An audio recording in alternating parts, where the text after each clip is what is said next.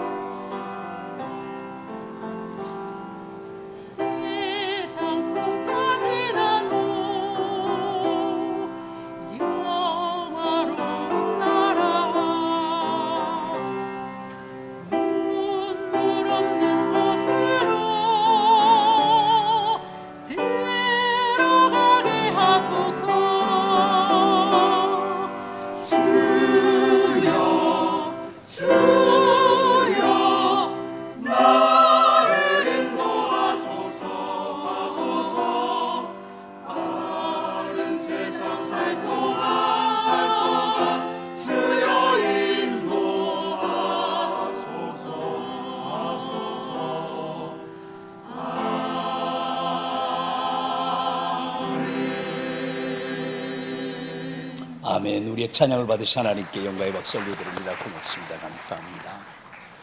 옆에 분하고 같이 이렇게 고백을 하시죠. 예수 그리스도 우리의 소망입니다. 시작. 예수 그리스도 우리의 소망입니다. 아멘. 자, 이제 그리스도인들의 세계관은 어떤 세계관인가 그렇게 얘기했을 때에 성경적 세계관이라 그렇게 얘기합니다. 여러분, 세계관이라고 하는 것은 세상을 어떻게 볼 것인가, 관점을 얘기합니다. 세상을 보는 관점, 그리고 그 세상을 어떻게 이해하는가, 그리고 이해함에 따라서 그것을 생각하고 또 인생 계획도 세우고 그 삶의 원리를 발견하고 그것을 삶으로 살아냅니다. 그리고 반영하는 것입니다. 그 삶으로 반영하게 할 수 있는 어떤 안목이라고 그렇게 얘기할 수가 있죠. 이게 보통 이제 우리가 세계관 하면은 뭐 여러 가지가 있겠지만은 아마 대충 세 가지로 이제 볼 수 있는데, 하나의 세계관은 과학적 세계관.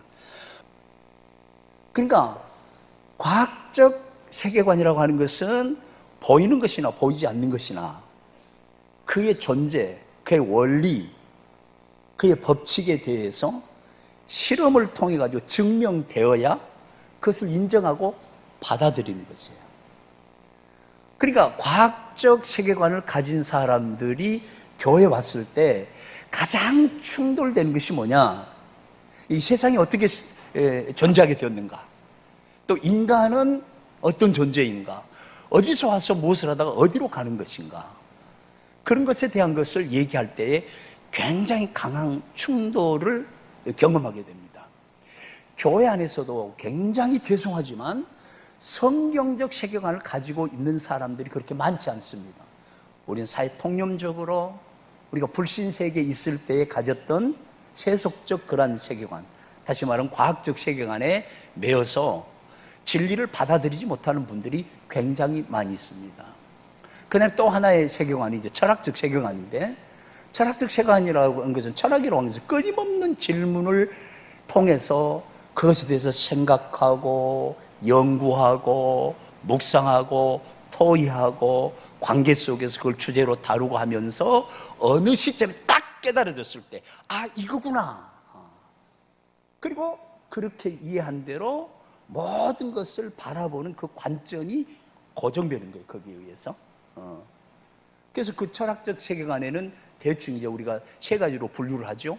하나는 유실론적 세계관. 세상이 한번 그냥 저절로 생겼다고 해봐. 말이 안 되잖아. 어떻게 정확한 시간에 해가 뜨고 해가 지고, 그리고 수많은 이 천체를 보면은 셀 수 없는 수많은 이 태양계처럼 수많은 그런 질서 안에서 막 우주가 존재하는데, 계절의 변화라든지 그냥 아주 주기적으로 찾아오는 모든 규칙적인 것을 보면은 이것은 어떤 지혜를 가진 자가 그것을 설계하지 않고는 이렇게 될 수가 없다라고. 그래서 막연해서 그래, 신은 있는 거야. 그래서 있을 유자, 유실론을 이제 얘기하는 그런 세계관이 있습니다. 그런 사람들은 다 기초적으로 종교를 사모하는 마음들이 있습니다. 대부분 그런 사람들은 아주 그 초보적이고 유치한 토속적인, 소위 말해서 무속신앙이라고 하는 것, 그러니까 미신을 섬기는, 거기서부터 고등 종교에까지 다양하게 이제 종교들이 이제 그런 사람들에 의해서 이렇게 활동하게 되는 것이죠. 그래서 이제 유실론적 세계관을 가진 사람들이 있다. 그 다음에 두 번째는 이제 무실론적인 세계관을 가진 사람들이죠. 무실론적인 세계관. 있기는 뭐가 하나님이 있어. 지금 한번 봐봐. 전에는 전혀 몰랐는데 달나라에서 무슨 토끼가 방아를 찍고 그는 아주 그냥 그 감성적인 그걸 통해서 우리가 동요도 부르고 했지만, 달나라 가보니까 아무것도 없었잖아. 여러분, 소련의 그 최초의 우주 비행사 가가린이라고 하는 사람이 있었어요. 그 사람이 지구를 몇 바퀴 돌고 나서 한 말이 있었어요. 하나님 없습니다. 지구 한 바퀴 돌고 와서 하나님 없습니다. 이게 무신론적 세계관을 가진 사람들이 있어요. 그런가 하면은 범신론적 그런 세계관들을 가지고 있는 사람들이 있습니다. 끊임없는 인간의 기본적인 질문들이 있죠. 이 세상은 도대체 어떻게 존재하게 되는 거야? 그리고 그 중에 우리 인간은 어떤 존재야?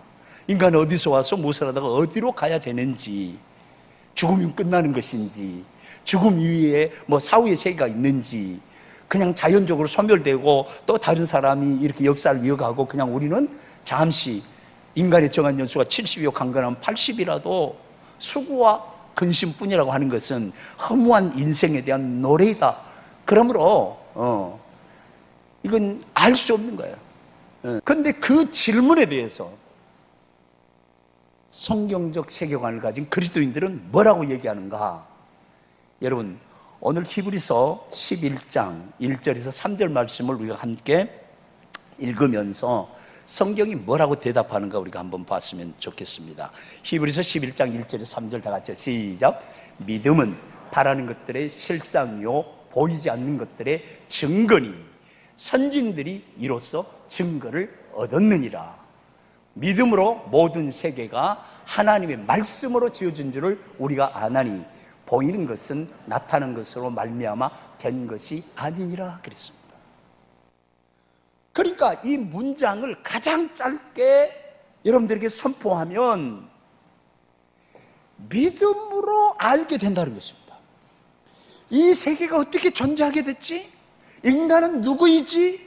인간은 어디서 와서 무엇을 하다 어디로 가야 되는 것이지? 이것은 우리가 연구하고 보살피고 사고해서 알 수 있는 것이 아니라 믿음으로 알 수 있다는 것입니다. 그런데 그 믿음의 근거가 뭔가? 성경, 말씀으로. 여러분 다시 한번 3절을 보십시오. 3절 다 같이 시작. 믿음으로 모든 세계가 하나님의 말씀으로 지어진 줄을 우리가 아나니 보이는 것은 나타난 것으로 말미암아 된 것이 아니니라. 믿음으로 한다는 것이에요. 무엇을 통해서? 하나님의 말씀을 통해서. 하나님의 말씀이 결국 뭐죠? 성경이죠. 그래서 성경적 세계관을 믿음으로 말미암아 우리가 받아들이면 실제를 알게 된다는 것이에요. 사실을 알게 된다는 것이에요. 그래서 여러분 창세기 1장 1절에서는 거두절미하고 다른 설명 없이 이렇게 선포하는 것입니다. 선포하는 것은 결국 뭐냐? 사람들의 도의가 필요치 않다. 논란의 여지가 없다. 그래서 그냥 선포하는 것입니다. 동의하든 동의하지 않든 사실을 선포하는 것입니다. 그것이 진리인 거예요. 자, 창세기 1장 1절 같이 읽어봅니다. 시작. 태초에 하나님이 천지를 창조하시니라고 했습니다. 태초에 시간이 흘러가기 시작한 그 시작점, 그걸 역사의 시작이라고 그러죠. 역사의 시작. 그리고 우리는 종말을 얘기합니다. 종말은 이 세상 사람들에 의하면 종말이지만 믿는 사람들에 의하면 뭐예요? 구원의 완성이에요. 그 예수 그리스도의 재림의 날을 말하는 거예요. 그러니까 태초에 하나님이 천지를 창조하시니라. 그러면 시간의 흐름이 시작된 그 시점이 태초란 말이에요. 그러면은 바로 이 시간도 결국 하나님의 창조한 개념이에요. 그래서 첫째 날부터 6일 동안의 창조한 역사를 보면 여러분 태초에 하나님이 천지 하늘들과 이 땅을 창조했는데 그 땅은 지구를 말하는 거예요. 그 과학적 사고와 바로 충돌하는 지점이에요. 과학적 사고의 특성은 뭐라고 그랬죠? 실험을 통해서 증명해내야 되는데 우리는 여러 가지 이론을 통해서 그럴 것이다. 그래서 어떤 이론이 더 사실에 가까운가, 믿을 만한가, 그렇게 해서 그것을 과학적 논리로 우리가 채택했는데 과학 문명이 발달되면서 뒤집어지는 것이 너무나도 많잖아요. 빅뱅 이론이 그렇고 그다음 진화론이 그렇고 그 미싱 링크라고 하는 것은 그 누구도 연결시킬 수 없는 영원한 수수께끼입니다. 스스로 그래서 뒤집었습니다. 그건 진리, 이건 사실적인 논리로 받아들이기를 포기한 그런 일들이 역사 속에서 얼마든지 일어나고 있습니다. 그런데 성경은 말합니다. 태초에 하나님이 천지를 창조하시니라고 그랬습니다. 그래서 엿새 동안 창조하는 가운데 하나님 여호와께서 창조하셨는데 어떻게 창조하셨느냐, 그게 요한복음 1장에서 지난주에 우리가 나온 말씀 가운데서 우리는 발견했습니다. 어떻게 창조하셨어요? 1장 3절, 요한복음 1장 3절 다 같이 1장 3절, 요한복음 1장 3절 같이 읽습니다. 시작. 만물이 그로 말미암아 지은 바 되었으니 지은 것이 하나도 그가 없이는 된 것이 없느니라. 만물이 그로 말미암아. 그가 누굽니까? 예수 그리스도입니다. 태초에 말씀이 계시니라. 이 말씀이 하나님과 함께 계시며 그 말씀 곧 하나님이시라. 요한복음 1장 14절은 모르겠어요? 말씀이 육신이 되어 우리 가운데 거하심에 그 영광을 보니 아버지의 독생자의 영광이요 은혜와 진리가 충만하더라 그랬습니다. 그 말씀이 누구예요? 예수 그리스도예요.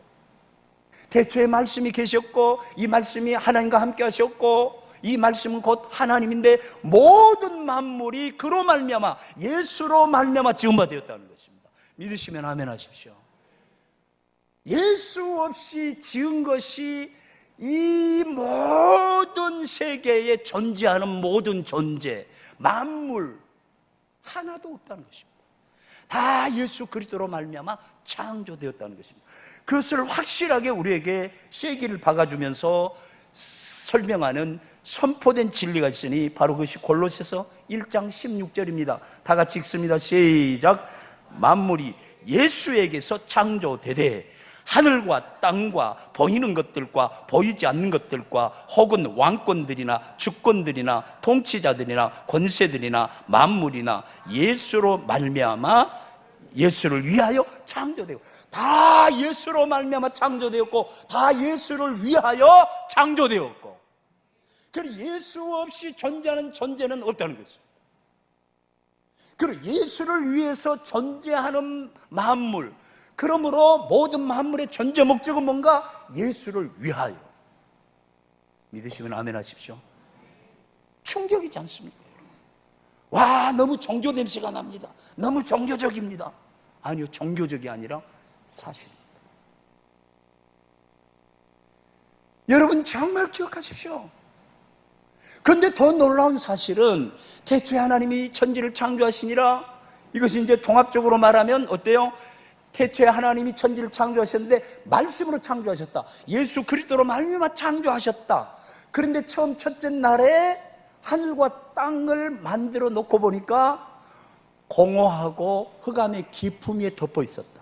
그렇게 돼 있습니다. 그러면은 어떤 질서가 있었던 것이 파괴되어서 공허하고 혼돈하며 흑암의 기품이 있는 것이 아니라 창조가 시작됐을 때 밑그림을 그린 거라서 거기에 아직 채워질 것이 채워지지 않았다는 얘기입니다. 존재해야 될 존재가 거기에 존재하지 않았다는 얘기입니다. 그러므로 공허하고 혼돈하며 흑암의 기품 위에 있었다고 하는 것은 어떤 영적인 세계에서 일어난 것이 파괴되어서 무질서한 세계가 그렇게 펼쳐진 것을 상징한다. 그 전부 다 이게 결국 우화적인 얘기입니다. 첫째 날의 상황입니다. 그러니까 지금 이 말씀이 기록될 때 모세에 의해서 창세기가 기록되지 않습니까? 그때는 이미 우주 창조가 완성이 된 상황이에요. 그러나 처음에 창조할 때는 이렇게 되어 있었다. 그걸 설명하는 것입니다. 태초에 하나님 천지를 창조하시자 땅이 혼돈하고 공허하며 흑암의 기품 위에 있더라. 그런데 놀라운 사실은 하나님의 신이 수면 위에 운행하십니다. 창조의 시작이 되어서 텅 빈 상태이지만 하늘들과 존재하는 그 땅을 성령께서 붙들고 유지되고 보존되어지고 그 다음에 창조할 수 있는 모든 것들에 대해서 성령께서 꽉 붙들고 계셨다는 그런 얘기예요. 그런 태초에 하나님이 천지를 창조하셨다 했을 때 결국 뭐예요? 여호와 하나님과 예수 그리스도와 성령께서 함께 창조하심을 믿으시길 바랍니다. 이거 잊어버려서는 안 됩니다. 그래서 창조할 때에 창조주 하나님을 말할 때에 베르시트 바라 그래. 베르시트 태초란 말입니다. 바라 창조했다는 말입니다. 크레이션 창조했다. 바라 엘로힘입니다. 엘로힘 복수입니다. 장은 복수이기도 하지만 실제적인 복수입니다. 원래는 엘입니다. 엘로힘. 그래서 사람을 만들 때 이렇게 말씀하시죠. 우리가 우리의 형상을 따라 우리의 모양대로 사람을 만들고 그들로 하여금 공중의 새와 바다의 어족과 그리고 땅에 기는 짐승을 다스리게 하자. 그리고 창조한 다음에 뭐라고 그럽니까? 하나님이 자기 형상을 따라 자기 모양으로 사람 만들 때 남자와 여자를 창조했다고 그랬어요. 그리고 그 창조한 인간들에게 복을 주시며 이르시되 생육하고 번성하여 땅에 충만하라. 그 다음에 이 땅을 어떻게 하라? 정복하라. 땅에 존재하는, 공중에 나는 새와 이 땅에 존재하는 모든 만물의 통치권과 보호권과 지휘권을 너에게 주노라 한 것입니다. 여러분 기억하십시오. 여러분, 인간이 만물의 영장이라면 가장 중요하기 때문에 처음 만들어야 될 거 아닙니까? 그건 하나님 그렇게 하지 않았어요. 맨 마지막에 창조했어요. 왜? 사람들이 살아야 될 무대를 갖춘 것입니다. 성경은 그렇게 말하는 것입니다. 이게 기독교 세계관의 첫 번째 창조적 세계관입니다. 따라서 합시다. 창조적 세계관. 그러니까 이 기독교 세계관은 아주 명료하고 정말 심플합니다. 진짜 단순합니다. 기독교 세계관은 세 명제 안에서 전부 다 설명이 되는 거예요. 창조, 그다음에 두 번째 타락, 세 번째 구속, 회복이라고. 이 역사의 종말이 있을 때까지 시공간의 제한을 받는 이 역사 세계가 끝날 때까지는 창조, 타락, 반복이 개인적으로, 부분적으로 계속 지속된다는 사실을 아셔야 되고, 이러한 창조와 타락과 구속, 회복의 역사가 종말 때까지 계속 진행된다는 사실을 여러분들이 염두에 두시고, 이 세계관을 가지고 살게 되면 내가 누구인지, 이 세상이 어떻게 존재하는지, 존재의 목적이 무엇인지, 내가 왜 사는지, 어디서 왔는지, 무엇을 해야 되는지, 무엇을 바라봐야 되는지가 분명하기 때문에 그리스도인의 삶의 스타일은 심플 라이프입니다. 단순한 삶입니다.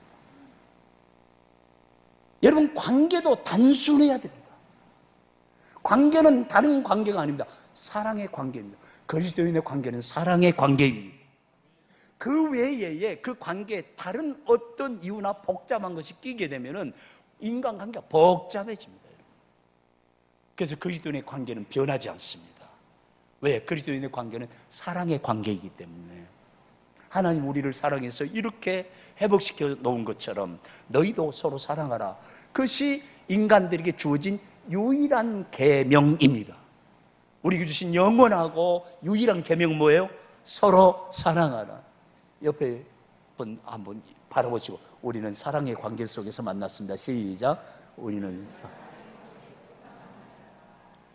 이권관계, 다른 목적을 속에 감춰두고 관계를 맺으면 언젠가는 드러나는데 그 배신감 때문에 상처받을 건데, 그러나 주님을 진짜 만나, 주님을 나의 구주로, 주님을 내 인생의 주인으로 삼은 사람은 상처받지 않습니다. 왜? 원래 그런 줄 알고 사랑했기 때문에. 손해보아도 그것 때문에 낙심하지 않습니다. 짓밟혀도 그것 때문에 낙심하지 않습니다. 왜?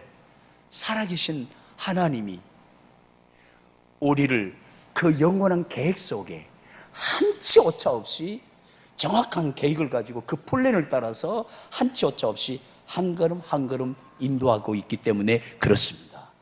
내가 변하지 아니하면, 진리를 붙들고 있으면 모든 사람들이 우리 찬송가 가사 그대로 죄인도 원수도 친구로 변한다. 죄인도 원수도 다 친구로 변하여 마지막에 예수 그리스도 안에서 하나님 앞에 섰을 때는 책망할 것이 없는 자로 견고히 서게 될 줄 믿습니다. 여호와 우리 주여, 주의 이름이 온 땅에 어찌 그리 아름다운지요. 주의 이름이 온 땅에 그리 아름다운데 우리를 하나님이 창조하실 때 그분의 형상대로 창조했다는 것이에요. 그분의 복사판이라는 거예요. 하나님의 형상대로 뭐 이런 언어적으로 뭐 히브리어로 그 설명하지 않아도 딱 믿어서 주님을 만나게 되면 그것이 그냥 느껴지는 것입니다. 여호와 우리 주여, 주의 이름이 온 땅에 어찌 그리 아름다운지요. 주의 손으로 지으신 모든 세계를 볼 때 찬송하지 않을 수 없는 그런 마음의 기쁨과 감동이 흘러나와 주님을 노래하지 않을 수 없습니다. 그런데 이사야서 43장 보십시오. 하나님께서 야곱아 너를 창조하신 여호와가 이제 말씀하십니다. 이스라엘아 너를 조성하시니가 이제 말씀하시냐. 내가 너를 창조했고 그랬을 때 오! 하나님의 형상이네. 내가 하나님의 복사판인 것이에요. 이게 결국 뭐냐면 위대한 존재로 우리를 창조했다는 거예요. 여러분 사랑이라고 하는 것은 여러분들이 개 사랑합니까? 사랑하지 않습니까? 개 사랑하는 것은 어떤 사랑이에요? 일방적 사랑이죠. 혼자 얘기하고 반응하면 그 대답했다고 그렇게 자기가 그렇게 상상하고 그렇게 그냥 하는 거죠. 사랑이라고 하는 것은 동등한 격이어야 사랑이 가능한 것입니다. 하나님은 우리를 하나님과 동등하게 창조하셨다는 것이에요. 똑같이 창조하셨다는 것이에요. 하나님의 형상대로 그의 모양대로 창조했다는 것은 똑같은 복사판이라는 거예요. 그런데 창조주 하나님은 전능자요 자존자라고 하는 것만 우리가 다른 거예요.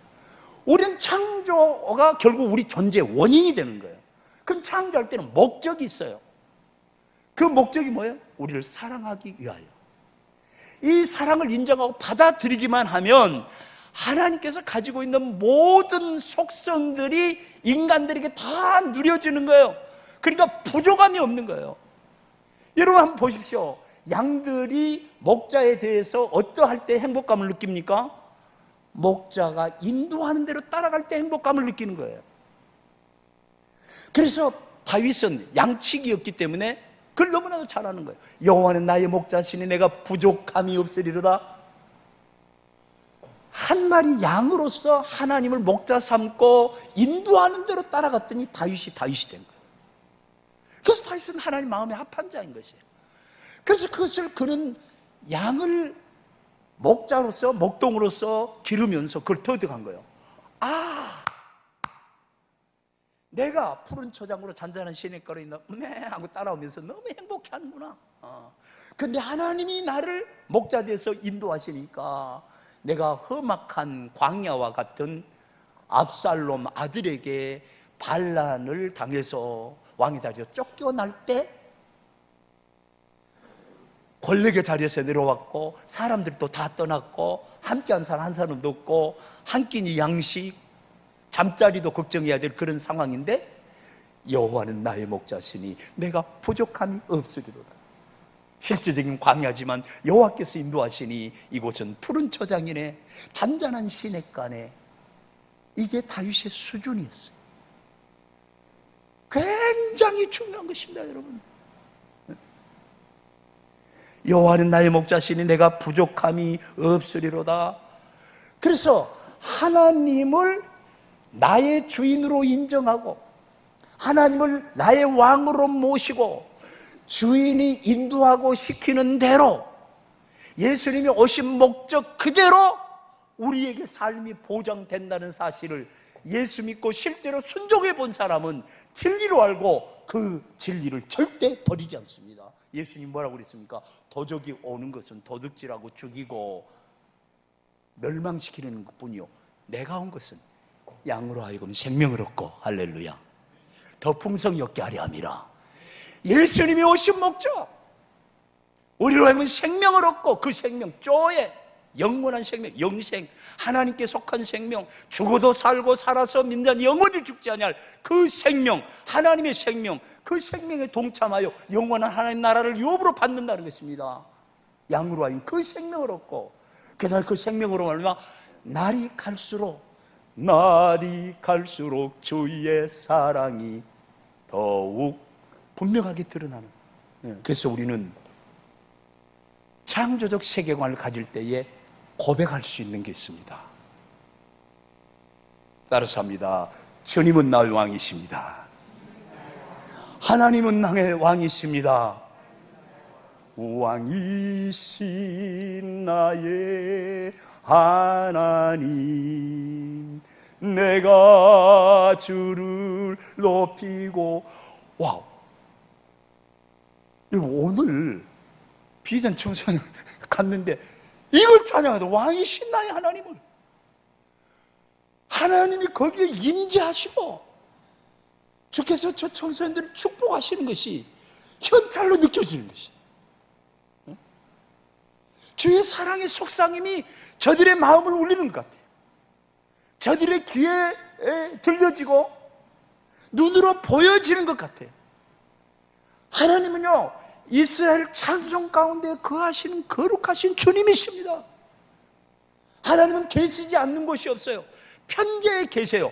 그러나 임재한다고 하는 것은 뭐예요?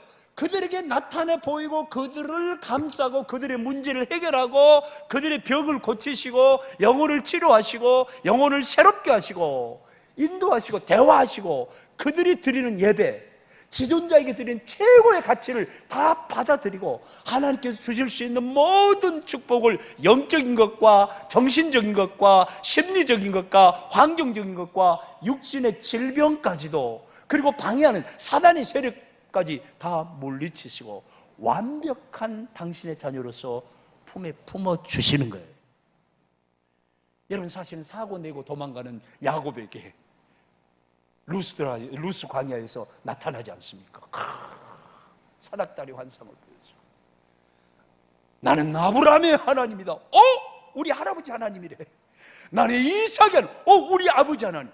맞아, 할아버지에게 하나님이 나타나서 언약을 주셨는데 그 언약을 따라서 우리 아버지가 그 후계자가 되었고, 나와 형 에서가 그 언약의 후계자가 되기 위해서 죽도록 뱃속에서부터 싸우다가 이 사단이 났지.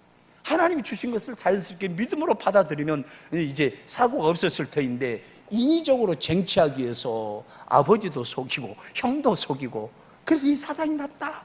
그제서야 깨달은 거야. 하나님은 언약의 하나님이구나. 이 언약을 주시면 하나님이시구나. 일방적으로 주시고 일방적으로 사랑하시고 일방적으로 축복하시고 일방적으로 이끄시는 그 하나님이구나. 야곱아, 내가 너를 안다. 나는 네 할아버지 아브라함의 하나님이야. 네 아버지 이삭의 하나님이야. 바로 내가 너의 하나님이거든. 그러면서 여러분 한번 생각해 보세요. 뒤로는 지금 쫓기죠. 앞에 애삼촌이 어떤 인간인지 모르잖아요. 앞으로 20년 동안 당해보면 야곱보다 한 수 더 뜨는 게 그 애삼촌 라반 아닙니까? 그렇죠? 예? 그런단 말이에요. 그런데 그때 딱 하나님 나타나서 네가 어디로 가든지 내가 너와 함께한다. 이게 임재. 내가 너와 함께한다. 나는 너의 편이다. 너에게 대해서 내가 세운 그 플랜대로 한 치 오차 없이 이끌어 준다는 거야. 그 다음에 더 놀라운 말씀, 내가 네 아버지를 통해서 축복할 때에 약속한 그것이 이루어지기까지 절대 너를 떠나지 아니한다. 아멘. 아멘 하면 진짜 중국에서 대박 나는데, 여러분 중국에 처음에 투자할 때요, 서로 중국 안 오려고 했어요. 왜? 미지의 세계니까. 그러니까 그 기업 회장이 여기에 보내는 사람들한테 이랬어요. 중국에 가면 회사 주식을 얼마씩 주겠다 그랬어요. 근데 그 중에 오셔서 우리 교회에서 열심히 충성하고 헌신하다 가신 분이 있어요. 그 주식을 받을 욕심을 딱 했는데 그에게 비전이 생긴 거예요.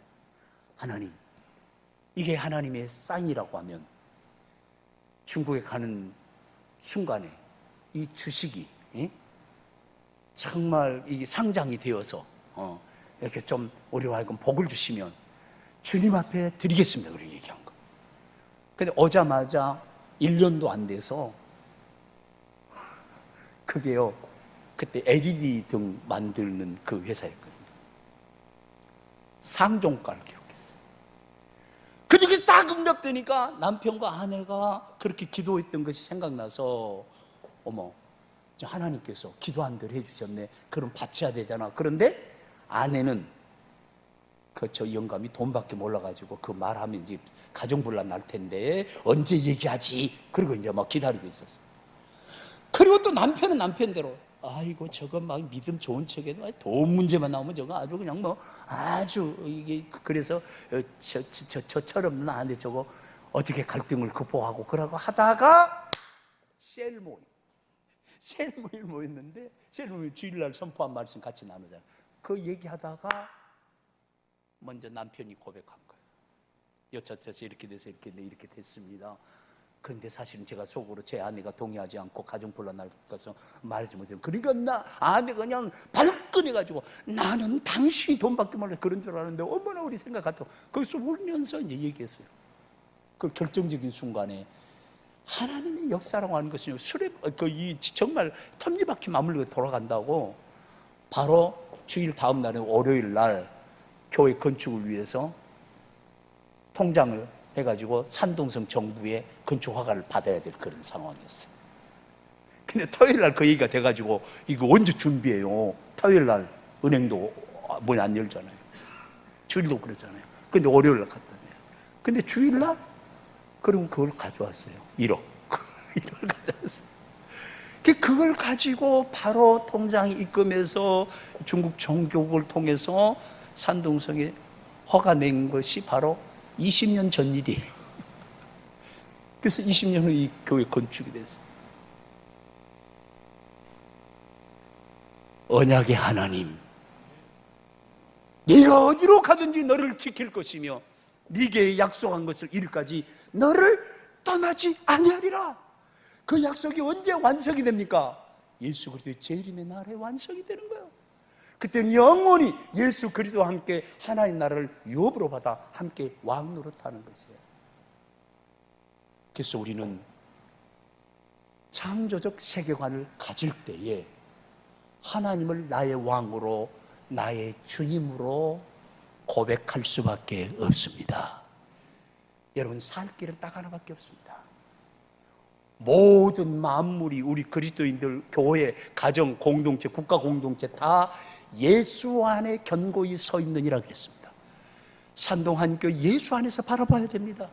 역사적 사명이, 지정학적인 그런 상황에서 우리에게 주어진 과업이 무엇인지 그리스도 안에서 바라보면 그것이 다 해결이 되는 것입니다. 그런데 모든 사람들은 세속적, 사회적인 통념, 그런 가치관에 매여서 영적인 가치를 보지 못합니다.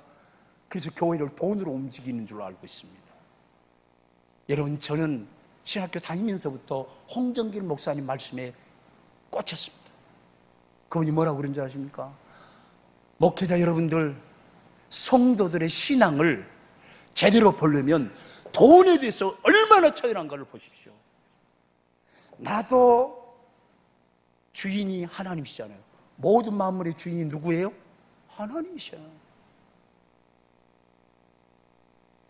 우리는 믿음으로 하나님을 왕으로 삼고 주인으로 삼고 순종하면 하나님은 모든 것을 동원해서 당신의 일을 저와 여러분을 통해서 행하실 줄 믿습니다. 사람들의 여론을 듣지 마십시오. 그래서 시편 1편에는 복 있는 사람, 여호와의 말씀을 귀하로 묵상한다고 했어요. 사람들은 누가 뭐라고 말했대, 그걸 묵상하고 그걸 또 전파하고 해가지고 온통 뭐예요? 복 있는 사람이 아니라 되게 재수 없는 삶을 살아갑니다. 여러분, 기억하십시오. 저와 제 아내가 이제, 저는 57년생이니까 올해가 이제 7순이고 제 아내는 작년이 7순이었는데 제 아내가 굉장히 몸도 연약해지고 상황도 별로 안 좋은 거인데 뭐 웃을 일이 별로 없거든요. 근데 그것보다 더 강력한 굿 뉴스들을 주시는 것이에요. 주님의 말씀이 들려지는 것이죠. 그만하면 됐다. 착하고 충성된 종아, 네가 적은 일에 충성했으니 주인의 즐거움에 참여. 그만하면 됐다. 하나님 인정하시는 거죠. 그리고 또 제 소원이 목사 가정에서 목사가 나오지 않으면 어떡하겠나 하고 걱정해가지고 아들 둘 줘서 둘 다 목사하기로, 하나는 감리교 목사님 되고 하나는 장로교 목사가 되라고, 교파 싸움 좀 그만하라고 그렇게 했는데, 하나는 자기는 하나님이 콜링을 안 해서 그냥 CCC에서 활동하고, 큰아들은 버티다가 지금 4살이 돼서 이제 목사 안수 받게 돼요. 그런 모든 것들이 기쁨으로 반응하게 하는 것이에요. 사랑하는 산도의 가족 여러분, 하나님이 여러분의 왕이십니다. 하나님이 여러분의 주인이십니다. 여호와는 산동의 가족들에게 복을 주시고 저들을 지키시기를 원하며 여호와는 우리 산동의 가족들에게 그 얼굴을 비추사 은혜 베푸시기를 원하며 여호와는 우리 산동의 가족들에게 그 얼굴을 향하여 드사 평강 주시기를 원하며 주 예수 그리스도의 은혜와 하나님 아버지의 극진하신 사랑하심과 성령의 교통하심이 저들의 개인과 가정과 근무하는 직장, 경영하는 사업장과 자녀손들과 저들과 관계된 모든 사람들 삶의 현장 위에 우리 교회와 연태 한인사회와 우리가 품은 산동성과 조국 대한민국과 세계 열방에 흩어 선교하는 선교사들과 존재하는 모든 교회들과 하나님의 무백성들 위에 이제부터 영원토록 함께 있을지어다. 아멘.